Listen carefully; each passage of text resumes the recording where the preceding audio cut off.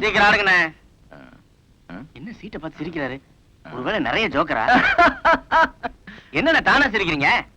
இன்னைக்கு திருவிழாவில் பாடினாங்களே அந்த பாட்டை கவனிச்சியா? கவனிச்சனே. புலியும் ஊருக்குள் பசு போல் இருக்கு, புரிய வைப்பது ஓம் பொறுப்பு. அடா அடா அடா அடா, அந்த காளியப்ப உங்களை என்ன துணிச்சா அட்டாக் பண்ண தெரியுமா? Real is a talented fellow. நாயே, நான் அதே கேட்டேன். என் ரசிகர்கள் பாடினாங்களே அதை சொல்றேன்டா. நாளைய நாட்டுக்கு இவர்தான் ராஜா அப்படின்னா என்னடா அர்த்தம்? என்னைய வருங்கால முதலமைச்சர்னு சொல்றாங்க.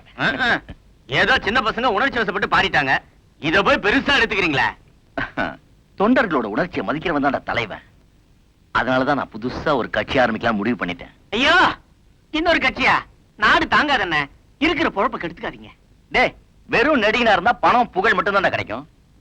சீஃப் மினிஸ்டர் ஆயிட்டா அதிகாரம், அந்தஸ்து, பணம், புகழ் எல்லாமே கிடைக்கும்.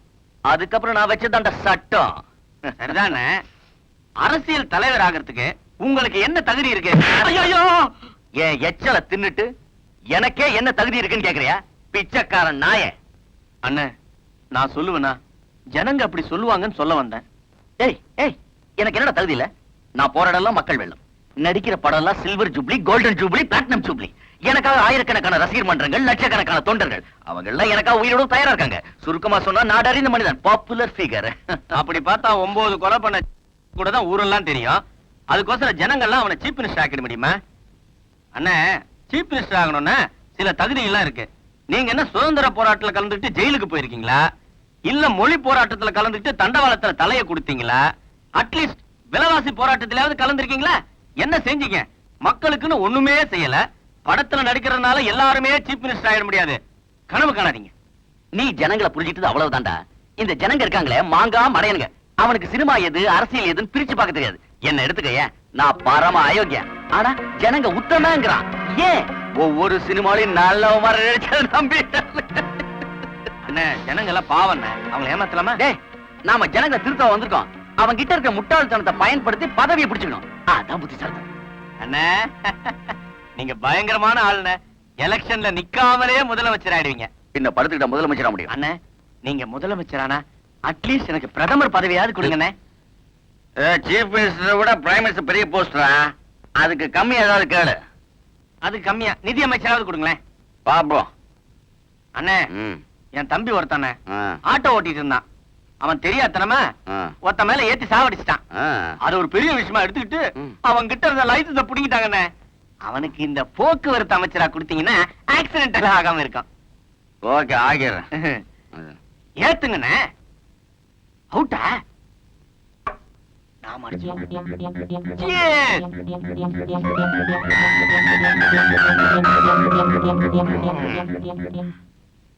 மாண்புமிகு முதலமைச்சர் அவர்களே, நல்லா நிம்மதியா தூங்குங்க.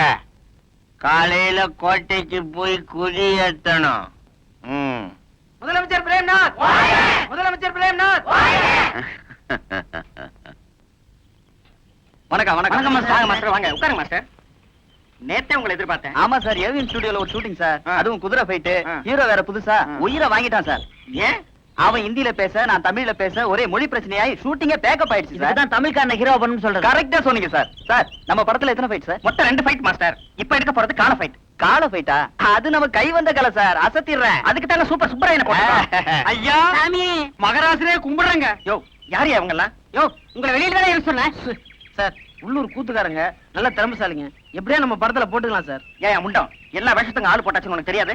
ஐயா சாமி, நீங்க ஏதாவது படத்துல ஒரு ஓரமா மூஞ்சி காட்டுற மாதிரியாவது எடுங்க. இந்த பையன் வேற அவசரப்பட்டு சொந்தக்காரங்க கேட்டாலும் நாங்க சினிமாவில் நடிக்கிறான்னு வேற சொல்லிட்டான். நீங்க சான்ஸ் தரல, நாங்க அவமானம் தாங்காம ஊரை விட்டு ஓடி போயிருவோங்க. இந்த பாருங்க, முக்காவாசி படம் முடிஞ்சு போச்சு. ஃபைட் மட்டும் தான் பாக்கி இருக்கு. அதுக்கு தான் சுப்பராய மாஸ்டர் வந்திருக்காரு. டேய், இவர் தான்டா சூப்பர் சுப்பராய. சண்டைவாதியாரு. ராசா, சண்டை போடுறதுக்காக ஒரு சான்ஸ் கொடுங்க ஐயா. ஏங்க, உங்களுக்கு என்ன சண்டை தெரியும்? அதென்னங்க அப்படி கேட்டுவிட்டீங்க? சிலம்பு சண்டை, மாங்கம்பு சண்டை, இந்த வருஷ சண்டை எல்லாம் தெரியுங்க. அதெல்லாம் பழசுங்க. புதுசா தி மங்கி ஃபைட், தி ஸ்னேக் ஃபைட் தெரியுமா? என்னடா அது? அதான் எனக்கு தெரியல. அந்த ஆள்கிட்ட கேளு. அப்படின்னா என்னங்க? மங்கினா குரங்கு, ஸ்னேக்னா பாம்பு. இந்த மாதிரி ஃபைட் ஏதாவது தெரியுமா? அது கூட தரங்களா இருக்கு, தெரியாதா எனக்கு? எங்களுக்கு அதுக்கு மேலே தெரியுங்க. நரி சண்டை, கேடா சண்டை. விஷயம் தெரிஞ்ச ஆளுங்க போல இருக்கு. டெஸ்ட் பண்ணி பாத்துருவோம் சார்.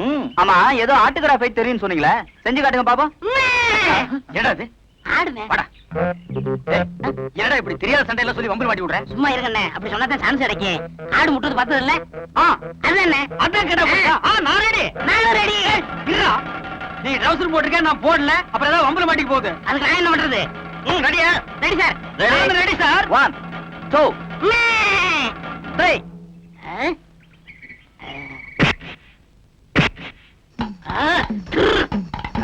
என்ன?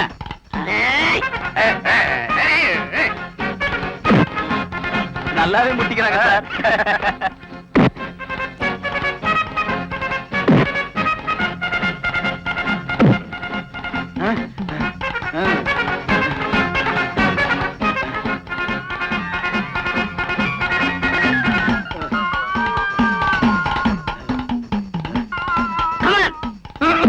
ஐயோ, தலை கிர்ன்னு சுத்துது. புளியங்காய் தின்ன மாதிரி மயக்கம் வந்து பொத்துன்னு கீழே விழுந்துரும் போல் இருக்கு. இந்த ஒரு தடவை விட்டு கொடுத்துறா, நான் உன் குருடா. போட்டின்னு வந்த பிறகு குருவாவது சிசின் ஆகுது. ரெண்டுல ஒண்ணு பாத்திர வேண்டியதான். ஓ அப்படியா? சரிடா, நீ உன் புல் பலத்தை காட்டு, நானும் யாருங்கிறத காட்டுறேன். நல்லா பின்னால போய் வேகமா வா.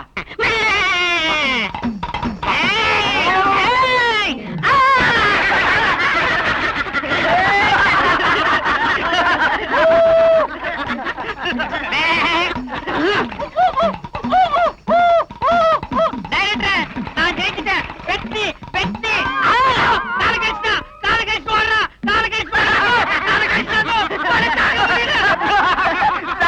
உண்மையாவே ஆட்டுக்கடா போயிட்டு சார்.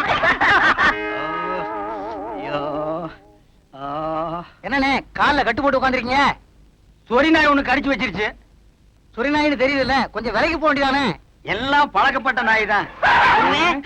எங்கடா வந்த? இன்னொரு காலையும் கடிச்சு வைக்கவா? அதெல்லாம் இல்ல குருவே. பின்ன கடிச்சு உசுரோடு இருக்காரா செத்து போயிட்டானு பாக்க வந்தியா? என்ன மன்னிச்சிருங்கண்ணே, சினிமா சான்ஸ் பிடிக்கணுங்கிற ஆசையில உணர்ச்சி வசப்பட்டு கடிச்சிட்டேன். உங்களுக்கு தொப்புல சுத்தி 14 ஊசி போட்டாங்களாமே. அது நாய் கடிச்சா. நான் கடிச்சா 41 ஊசியா? நாயை விட கொடிய பல்லா உன் பல்லு. அது சரி, என்ன இதெல்லாம்? மீன் குழம்பு, எறா தொக்கு, காடை வறுவல், நெல்லி எலும்பு. எனக்கா? ஐயோ வேண்டாப்பா, உன் சவகாசமே வேண்டாம். என்ன நீ கொன்னுடுவ. உங்களுக்கு என்ன, இந்த டைரக்டருக்கு அசிஸ்டன்ட் டைரக்டருக்கு அவங்களுக்கு எதுக்குடா? அண்ணே, அந்த சினிமாக்காரங்களுக்கு எல்லாம் சோறு போடுவாங்கல்ல, அவன் சொன்னா நீங்க நேரா போனா சான்ஸ் பிடிக்க முடியாது, குறுக்கு வழியில போங்க பிடிக்கலாம்னா. அதனாலதான் எறா தொக்கும் நெல்லி எலும்பு கொடுத்து சான்ஸ் பிடிக்கலாம்ங்கிறேன். எங்க சான்ஸ் பிடிக்கிறது? அவங்க நம்ம மேல எவ்வளவு பிரியம் வச்சிருந்தாங்க. ஒரே நிமிஷத்துல விழுந்து கடிச்சு நார் அடிச்சிட்டியாடா.